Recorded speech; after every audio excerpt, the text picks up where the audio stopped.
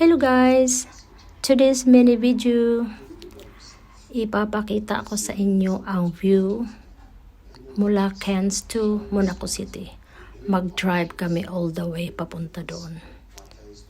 So, yan guys. Tingnan natin yung mga view nila. Diba?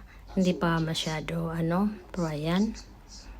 Unti-unti nang gumaganda yung view na makikita natin. Diba? Siguro mag-drive kami ng mga 40 minutes from Cairns to Monaco. So, diba? Kaya kami pala pupunta doon, guys. Kasi, i-meet up ko yung friend ko. So, ayan. Nakita nyo, guys. Ayan. Yung nadadaanan namin. Puro mga yachts. Ang lalaki ng mga yachts nila. Ang gaganda.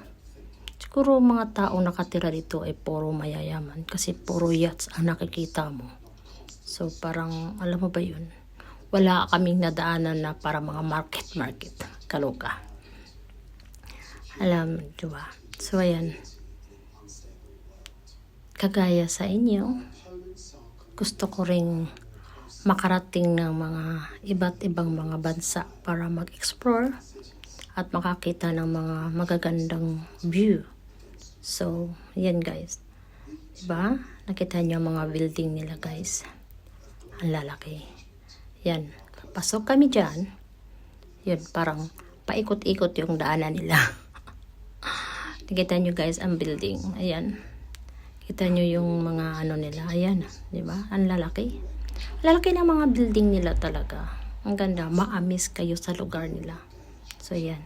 Ayan, pumasok na kami dyan. Yung parang mga bahay-bahay na lang lahat ang makikita mo. Wala kang ibang makikita kundi puro mga malalaking mga building, mga yachts ang madadaanan mo.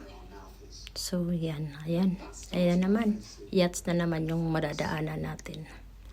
Diba? Daming, ang daming malalaking mga building. Ma-amaze talaga kayo guys pag pinuntahan nyo yung lugar na to. Yan, nakita nyo mga building na yan guys, diba? Ang ganda ng views. So, hanggang dito na lang ang video ko na to. Abangan pa nyo guys, marami pa akong i-upload dito sa YouTube. Thank you for watching. Like and share and subscribe please. Thank you.